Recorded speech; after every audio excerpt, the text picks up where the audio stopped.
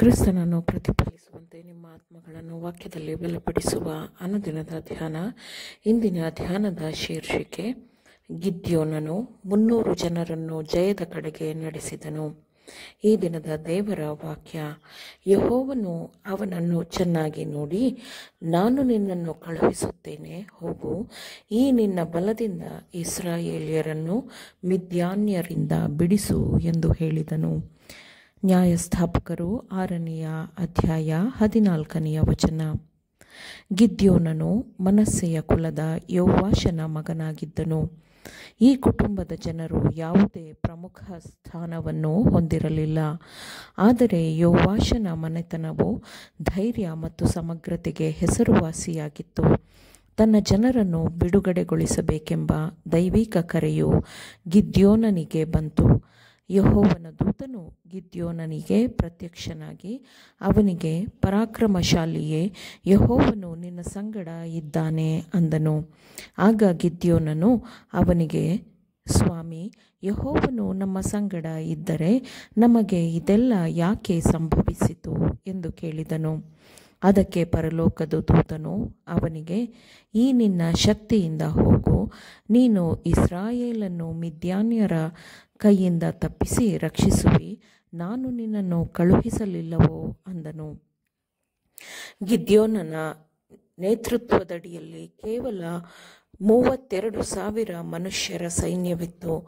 ಆದರೆ ಅವನ ಮುಂದೆ ಶತ್ರುಗಳ ಮಹಾಸೈನ್ಯವು ಇರುವುದನ್ನು ಅವರು ನೋಡಿದಾಗ ಯೆಹೋವನು ಗಿದ್ಯೋನನಿಗೆ, ನಿನ್ನ ಸಂಗಡ ಇರುವ ಜನರು ಹೆಚ್ಚಾಗಿದ್ದಾರೆ, ಇವರ ಕೈಗೆ ಮಿದ್ಯಾನ್ಯರನ್ನು ಒಪ್ಪಿಸುವುದು ನನಗೆ ಸರಿಯಾಗಿ ಕಾಣುವುದಿಲ್ಲ.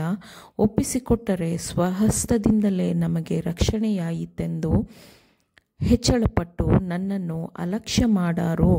ಆದುದರಿಂದ ಎಲ್ಲ ಜನರಿಗೆ ಕೇಳಿಸುವಂತೆ ಧೈರ್ಯವಿಲ್ಲದವರು, ಅಂಜುವವರು ಈ ಗಿಲ್ಯಾದ್ ಪರ್ವತವನ್ನು ಬಿಟ್ಟು ಮನೆಗೆ ಹೋಗಲಿ ಎಂದು ಪ್ರಕಟಿಸು ಅಂದನು. ಗಿದ್ಯೋನನು ಕರ್ತನು ಹೇಳಿದಂತೆ ಕೇಳಿದನು ಮತ್ತು 22,000 ಅಥವಾ ಅವನ ಇಡೀ ಸೈನ್ಯದ 2/3 ಜನರು ತಮ್ಮ ಮನೆಗಳಿಗೆ ಹೊರಡುವುದನ್ನು ಅವನು ನೋಡಿದನು.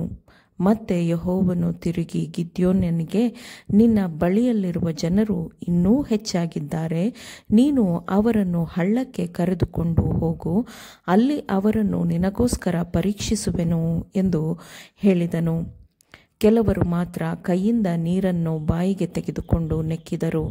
ಇನ್ನುಳಿದವರು ಮೊಣಕಾಲೂರಿ ಸಾವಕಾಶವಾಗಿ ನೀರನ್ನು ಹೊಳೆಯ ಮೇಲ್ಮೈಯಿಂದ ಕುಡಿದರು. 10,000 ಜನರಲ್ಲಿ ಕೇವಲ 300 ಜನರು ಮಾತ್ರ ಆಯ್ಕೆಯಾದರು. ಇನ್ನುಳಿದವರನ್ನು ಮನೆಗೆ ಮರಳಿ ಹೋಗುವಂತೆ ಹೇಳಲಾಯಿತು. ಕೆಲವೊಮ್ಮೆ ಸರಳವಾದ ವಿಧಾನಗಳಿಂದ ಗುಣಸ್ವಭಾವವನ್ನು ಪರೀಕ್ಷಿಸಲಾಗುತ್ತದೆ.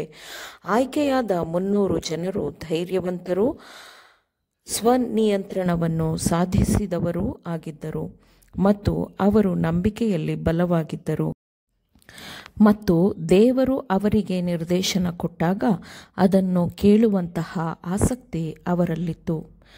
ರಾತ್ರಿಯ ಮಧ್ಯಾಯಾಮದ ಸಮಯದಲ್ಲಿ ಗಿದ್ಯೋನನ ಯುದ್ಧ ಕೊಂಬಿನಿಂದ ಸೂಚನೆಗಳು ಬಂದಾಗ 3 ಗುಂಪಿನವರು ಅವರ ಕೊಂಬುಗಳನ್ನು ಊದಿದರು. ಕೊಡಗಳನ್ನು ಒಡೆದುಬಿಟ್ಟು ಎಡಗೈಯಲ್ಲಿ ಪಂಜುಗಳನ್ನು, ಬಲಗೈಯಲ್ಲಿ ಊದುವ ಕೊಂಬುಗಳನ್ನು ಹಿಡಿದು, ಯೆಹೋವನ ಕತ್ತಿ, ಗಿದ್ಯೋನನ ಕತ್ತಿ ಎಂದು ಯುದ್ಧದ ಕೂಗಿನೊಂದಿಗೆ ಶತ್ರುಗಳ ಮೇಲೆ ಎರಗಿದರು. 1,20,000 ಆಕ್ರಮಣಕಾರಿ ಭಟರು ಹತರಾದರು. ಧೈರ್ಯಶಾಲಿ ಯುದ್ಧೋಚಿತ ಜನರ ಶಕ್ತಿಯ ವಿರುದ್ಧ ಸರಳವಾದ ವಿಧಾನಗಳು ಹೇಗೆ ಮೇಲುಗೈ ಸಾಧಿಸಿದೆ ಎಂದು ತಿಳಿದಾಗ ಸುತ್ತಮುತ್ತಲಿನ ದೇಶಗಳ ಜನರಲ್ಲಿ ಉಂಟಾದ ಭಯವನ್ನು ಯಾವ ಪದಗಳಲ್ಲಿಯೂ ವಿವರಿಸಲು ಸಾಧ್ಯವಿಲ್ಲ. ಆಮೇನ್. ದೇವರ ವಾಕ್ಯಗಳನ್ನು ಶ್ರದ್ಧೆಯಿಂದ ಆಲಿಸುವವರು ಮಾತ್ರವೇ ಆಗಿರದೆ ಪಾಲಿಸುವವರು ಆಗಬೇಕೆಂದು ನಿಮ್ಮನ್ನು ಉತ್ತೇಜಿಸುತ್ತೇನೆ. ಪರಿಶುದ್ಧಾತ್ಮನ ಸಹಾಯದಿಂದ ಆಲಿಸಿದ ನಿಮ್ಮೆಲ್ಲರಿಗೂ ಧನ್ಯವಾದಗಳು. ಮತ್ತೆ ದೈನಂದಿನ ಧ್ಯಾನಕ್ಕಾಗಿ ನಾಳೆ ಸಂಧಿಸೋಣ. ಆಮೇನ್.